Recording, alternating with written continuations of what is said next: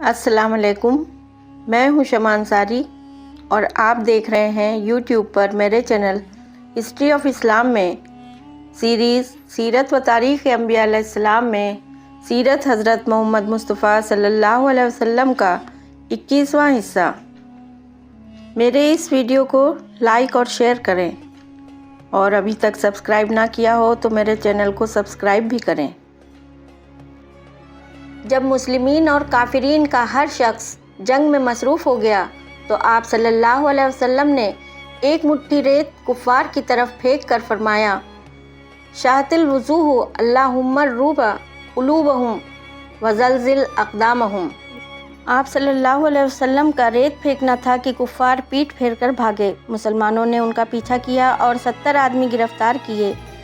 اس جنگ میں 70 کفار مارے گئے اور 70 ہی قید کیے گئے۔ شہید ہونے والے مسلمان 14 تھے۔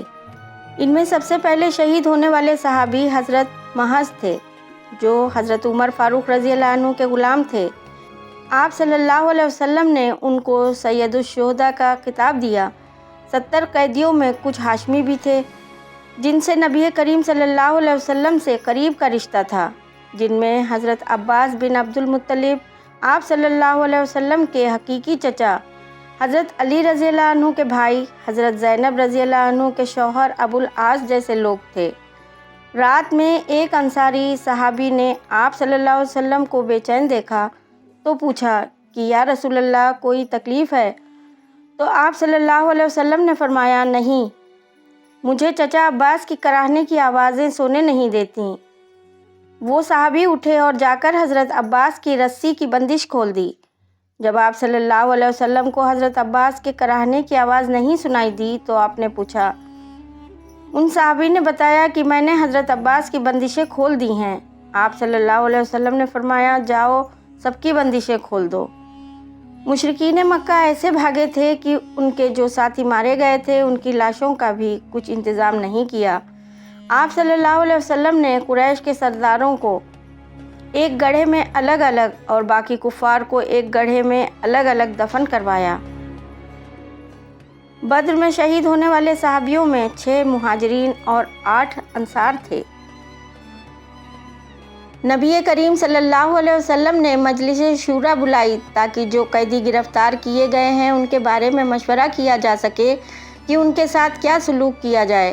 حضرت عمر رضی اللہ عنہ نے رائے دی کہ ان سب کو قتل کر دیا جائے، اور اس طرح قتل کیا جائے کہ جو شخص میرا قریبی عزیز ہے میں اس کی گردن اڑا دوں۔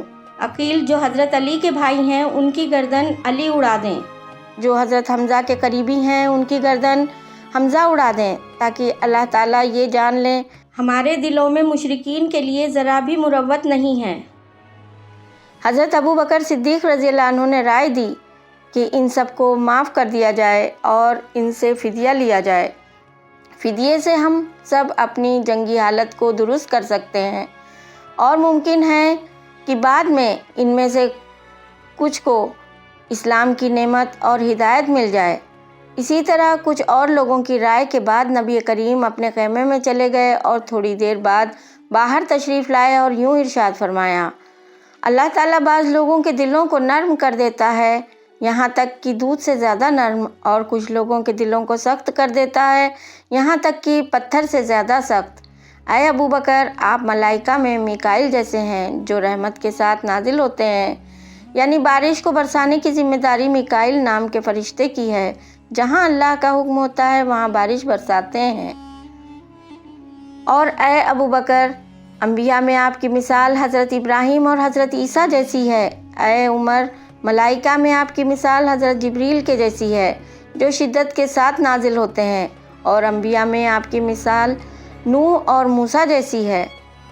اگر آپ دونوں میں اتفاق رائے ہوتی تو میں کچھ اور حکم دیتا۔ اچھا یہی ہے کہ ان سے فدیہ لے کر رہا کر دیا جائے۔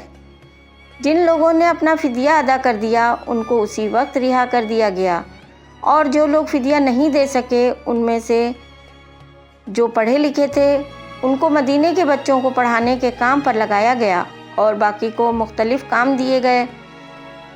ایک شبہ صحابہ رضوان اللہ کو تھا کہ جو مال غنیمت ملا ہے اس کا استعمال مسلمانوں کے لیے جائز بھی ہے یا نہیں۔ لیکن پہلے ہی سورہ انفال کا نزول ہو چکا تھا جس میں مال غنیمت کے لیے احکام موجود ہیں۔ ترجمہ: آیت 1 سورہ انفال۔ وہ تم سے انفال یعنی مال غنیمت کے بارے میں پوچھتے ہیں، کہو کہ انفال اللہ اور اس کے رسول کے ہیں، پس تم لوگ اللہ سے ڈرو اور اپنے آپس کے تعلقات کی اصلاح کرو اور اللہ اور اس کے رسول کی اطاعت کرو۔ حضرت رافع بن رافع سے روایت ہے کہ جبریل علیہ السلام آپ صلی اللہ علیہ وسلم کی خدمت میں حاضر ہوئے اور پوچھا، آپ اہل بدر کو مسلمانوں میں کیسا سمجھتے ہیں؟ آپ صلی اللہ علیہ وسلم نے فرمایا، سب مسلمانوں سے افضل سمجھتا ہوں۔ جبریل علیہ السلام نے کہا کہ جو فرشتے بدر میں موجود تھے ان کا درجہ بھی ملائکہ میں ایسا ہی ہے۔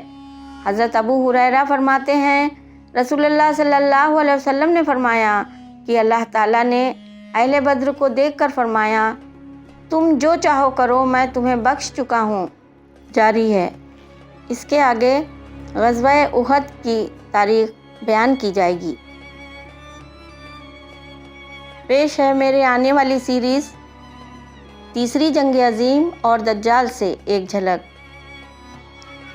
حضرت ابو درداء رضی اللہ عنہ سے روایت ہے، رسول اللہ صلی اللہ علیہ وسلم نے فرمایا، جب تم اپنی مسجد کو سجانے لگو گے اور اپنے قرآن کو زیور وغیرہ سے آراستہ کرنے لگو گے تو تمہارے اوپر ہلاکت ہوگی۔